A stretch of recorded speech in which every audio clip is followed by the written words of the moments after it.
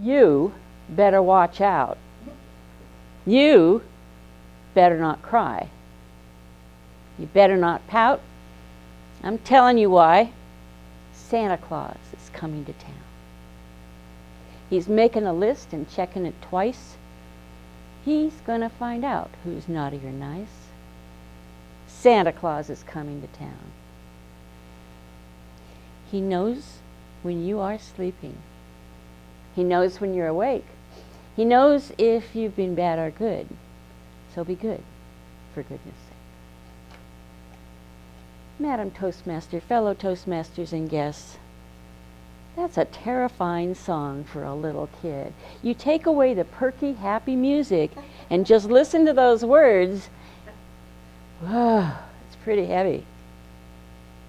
I got to thinking about Santa. Well, every time I walk into a store these days, I hear Christmas songs.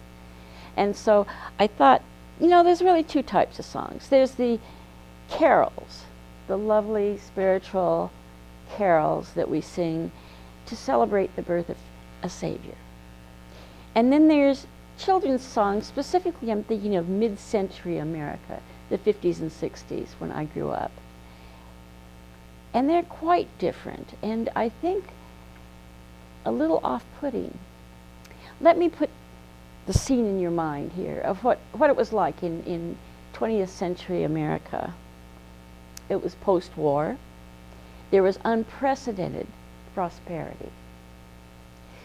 Many people had come home from the war and used their veterans benefits to go to school. Maybe the first time in their family. They came off the farm, went to college, and became professionals. Some of the others took advantage of the low-interest housing benefit.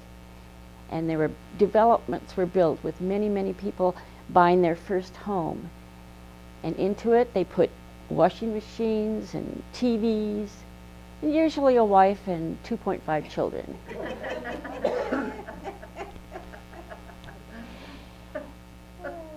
This is when Santa became his most popular. The carols were traditional and represented a religious tradition, but Santa represented something else.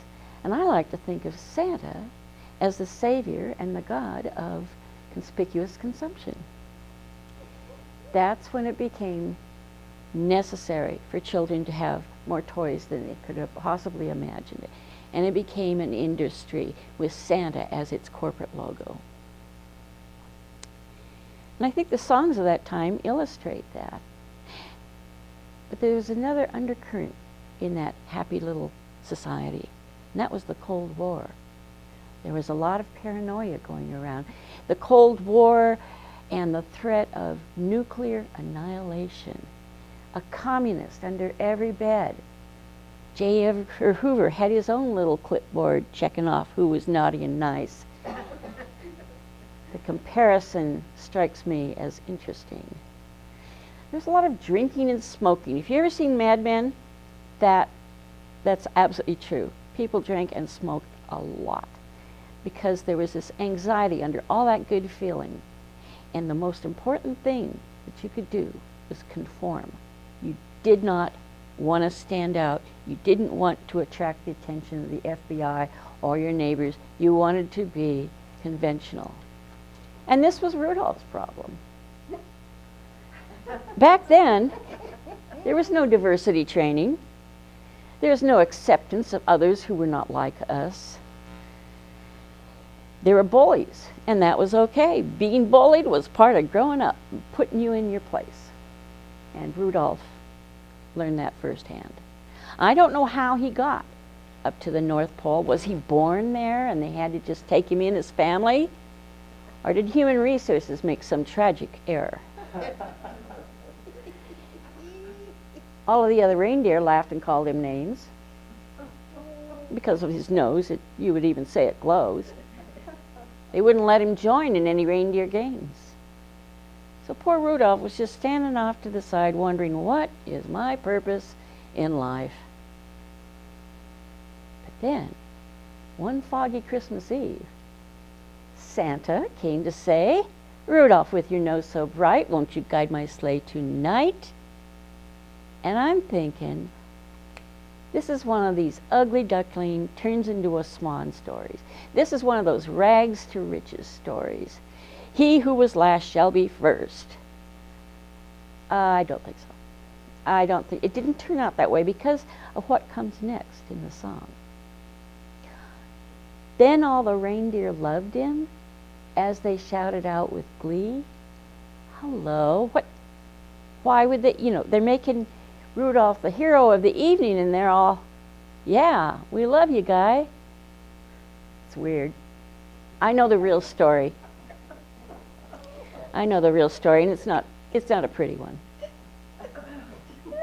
Have you ever seen a bicycle race where they have a pace line and the guy out in front is working away? They call that indelicately breaking wind. So he's working away, and then in this he generates kind of a slipstream behind him, and the guy behind him is what they call drafting.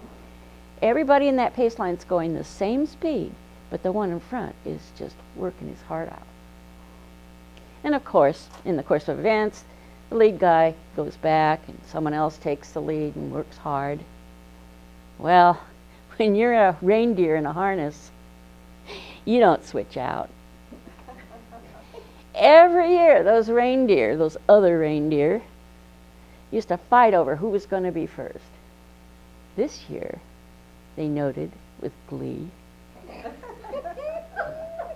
Rudolph, the red-nosed reindeer, would go down in history, sucker. I don't know what happened after that. I really don't know. I think when they got back, things had not changed one bit. It was just another example of a corporate logo, Santa, abusing his underpaid, non-unionized reindeer. It's not pretty. None of this is. Why do you sing these to children? It's horrible.